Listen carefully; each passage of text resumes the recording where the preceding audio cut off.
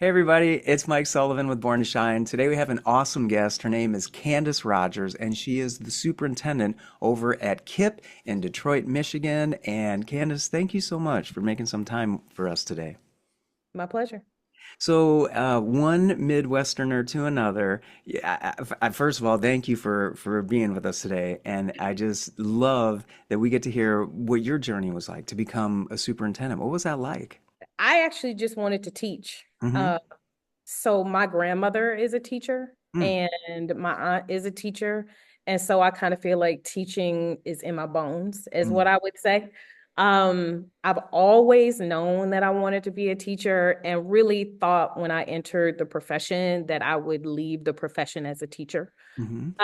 I had some pretty poor leadership experiences. And literally woke up one day like, I think I can do it better. And I always say like youth is either really bold or really naive. Mm, So I was either really bold or really naive and wanted to become a principal and create the school that I wanted to teach at. So I wanted to create the school where teachers felt respected, mm, where they felt heard, where they mm, felt valued and seen. And so really my trajectory shift was to create something that I feel like I didn't experience as a teacher. mm, So I took over a school, and in the very beginning, it was not doing well academically. And then within 3 to 5 years, it was one of the highest performing schools in the CMO that I was in. I've always been really confident in my instruction, but that just layered something onto my identity around leading adults. It was through that experience that I received a mentor from KIPP, and then eventually went to work for KIPP. KIPP is a national charter organization with 280 schools across the country. We specifically believe that your demography should not be defined by your destiny should not be defined by your demography. mm. And so we wake up wanting, I say, to change the world.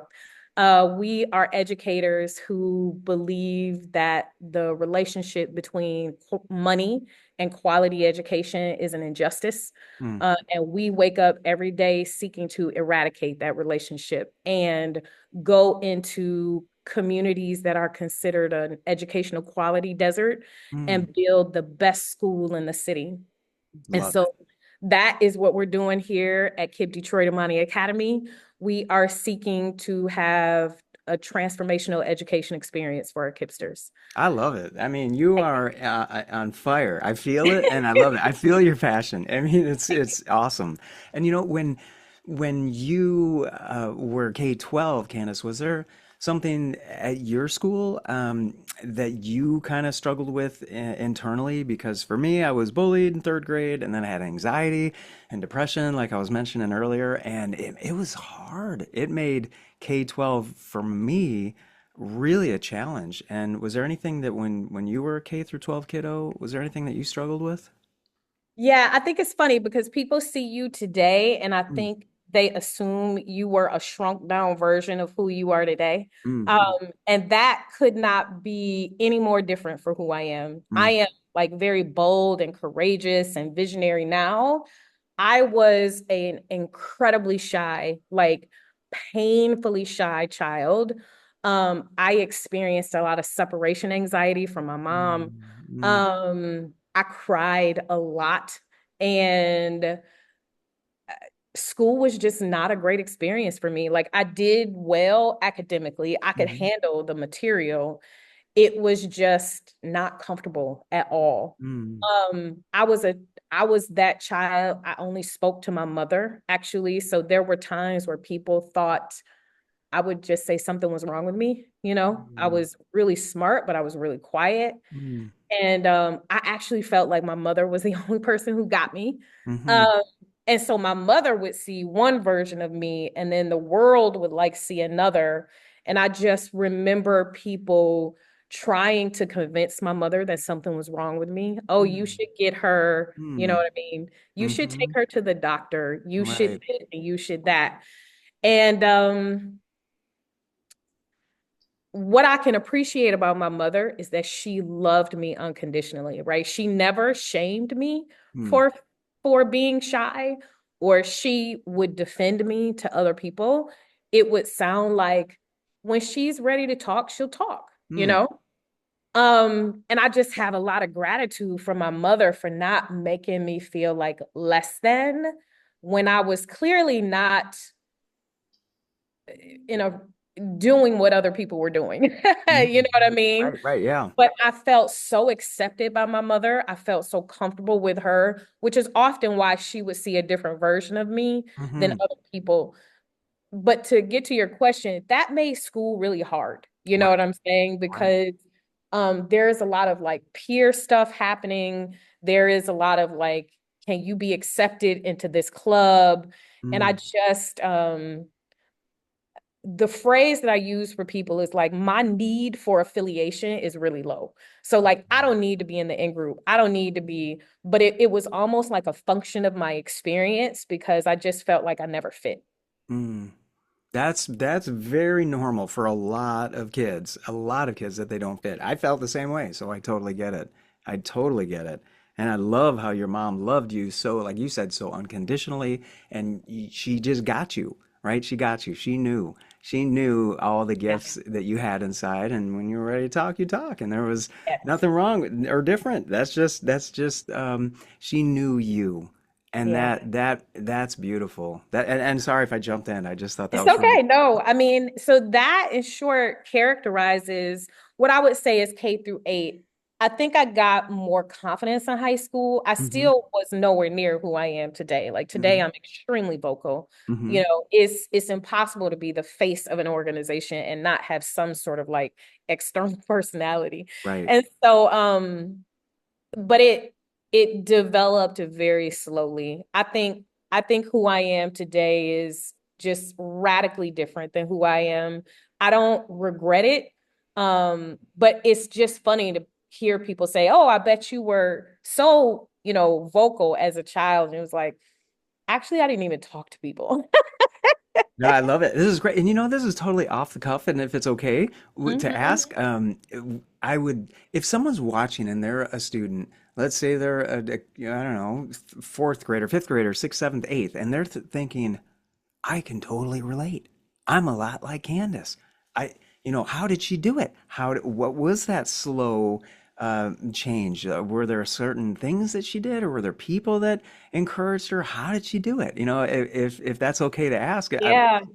I mean, my response is going to probably be the most cliche and cheesy response that that's you can okay. get. Yeah, that's okay. Um, I would say you really just have to believe in yourself. You know what Mm, I mean? I feel like that different didn't necessarily come across as bad for me. It hmm. was just different. Right. And I believed I was capable and I believed I was intelligent and I believed I was worthy, but I just knew I was different. And I didn't let that different drive me into the lane of like, that different is bad. Hmm. And so I would just say, you really just have to accept who you are, believe in yourself, and understand that even if you are coming across as different, you still have value. You still are. I think about the gifts that I've been able to give to this world, just around education, right? Just in regards to the number of children I've taught, the schools I've led. And it is a direct result of me believing that that piece of who I was had to be a part of my journey. And so as opposed to being ashamed about it, as opposed to feeling like there is something negative about it, I would just say believe in yourself and understand that where you are is just a part of the greatness that you're going to be in the future. I love that. That is beautiful. Boy, oh boy, am I glad I asked that. That was beautiful. And that is not cliche at all. I mean, it's important because we get told by the world and by people that are whatever it is, maybe jealous or they just have whatever going on in their own life. And they're saying, you're not cool enough to me, right? To me, you're There's not a cool enough. standard, Yeah, the right? standard. Yes, Not cool enough, not pretty enough, not smart yes, enough, not talented enough, not yes, whatever enough. It's like, yes, yes, you are enough, and different is not. It's beautiful actually. That's where the yes, power lies. That's the yes. value. That's the differentiating factor. Like, well, everyone's the same. Why should we hire you, right? For people that go out in the working world. Well, here's a skill that I bring that not everyone else brings. This is something unique that only I can offer, that only Yeah. you have. And if I could put it all together, it's like there was clearly a standard that people were judging me by with my Hmm. mother, right? Hmm. And my mother's ability to like grow me despite their judgment of that standard, I think translated in my ability to be kind to myself, that I didn't look like a standard or act like a standard, or and so just letting go of this conception of like this is what I'm supposed to be doing versus this is what I am doing, and just Right, like fully accepting myself, I think led to a lot of confidence later. And you get more skills as you get older.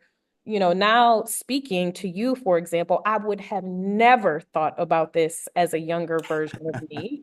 right. Um, Me but you too. get Me more too. skills, but they're just based in this idea that I am capable. Right. I love it because God has a plan and a purpose. If you're watching, God has a plan and a purpose for your life. So if you're thinking, okay, I can relate, awesome. If you're thinking, I can't relate at all, well, guess what? God has a plan and a Yes, purpose for you.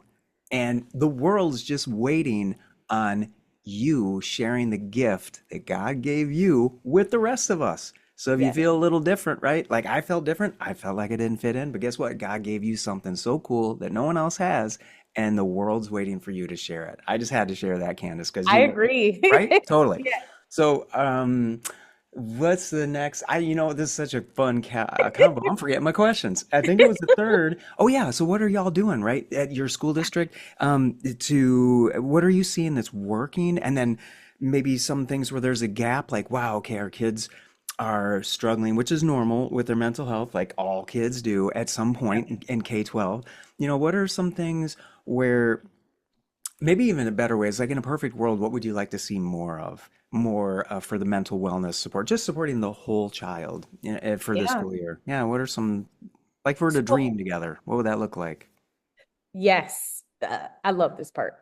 So technically, like we're a school, so I would Hmm. say what's going well is our early literacy program. So our kindergartners leave KIPP Detroit Amani Academy reading, which I Cool. am Yeah, extremely proud of, amazing. that they are able to access what we call the code, Mm, which sets a really strong foundation for their trajectory in life. mm, So our early literacy program is amazing, and our parents all the time say things like, if they have an older child in a different school, they'll say, "My kindergartner is reading better than my third grader wow. because our kids exit literally able to read," which is great. Yeah. Um, what is also going well off the academic page is love. Like we're a Mm, school that believes in love and warmth. And we believe that children are entire human beings and that they need to be cared for emotionally to be able to even access the material academically. mm-hmm. Amen. So you will see lots of hugs and lots of smiles and lots of joy, Mm, because we try to be excellent and joyful at the same time, which is possible. And I, as you can see, like warmth is important to me. And mm-hmm. so I want parents and students to feel warmth. And people think that schools are just about academics, and they're not. Mm-hmm. Um, if you've talked to any teacher, they care a lot. They work really hard, and they work hard at creating an environment in a classroom where kids feel like they are loved so that they can then learn. And I'm very proud of that at Cape Detroit Mining Academy. What I would say if I had a magic wand, it would be what I would call basic human needs: food, Mm-hmm. shelter, mental well-being. Mm, Mental well-being used to be really high on Maslow's list, and I'm gonna bring it down to like it's a basic need where mm-hmm. kids need to feel Um, they need to be able to resolve the very big things that they're wrestling with, because Mm-hmm. kids are also wrestling with food insecurity.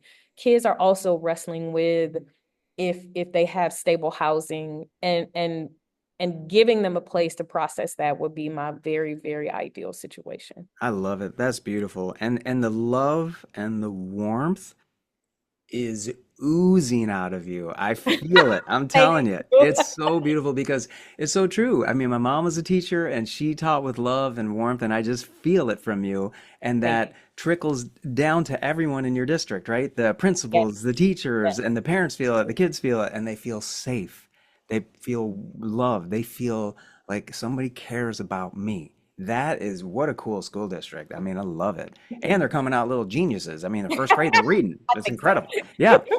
And then, if there was, I guess any final thoughts, or if there was something that, you wanted to leave maybe for a parent or an admin or students or all of the above, any words of encouragement or just, parting words of wisdom, what's on your heart, Candace? What would you like to share for whoever's watching? Lately I've been thinking about how hard teaching is. Mm, mm-hmm. Because you're doing all the things we just talked about, right? You have the balancing act of like, yes, I'm here to educate, but kids are also bringing a lot because everybody is dealing with a lot. You know what Right. I'm saying? Right. Yes. Um, and so if there was a message, it's like we're in this together. Mm, And the only way out is really together. And what I have found is that when we have really strong relationships between parents and teachers and even with kiddos, right? mm-hmm. Yep. Um, everything is drastically improved. Everything is drastically improved. And so I understand that your child's education is very high stakes. And so I understand why parents are charged when you come to the conversation because your child's future depends on this. But I would say together is the way. You I know what I love it. mean? Amen. I love it. That's just, I'm not even going to say anything. It's just perfect. I love it. Candace Rogers, thank you so much for your Thank heart. you. Thank you for your passion. Thank you for everything you do to support kids, the kiddos, their parents, families, your whole community. I just feel it just spreads out with you and the warmth and love. So thank you for what you do. And thanks for making time for us today. Same. Thank you for this.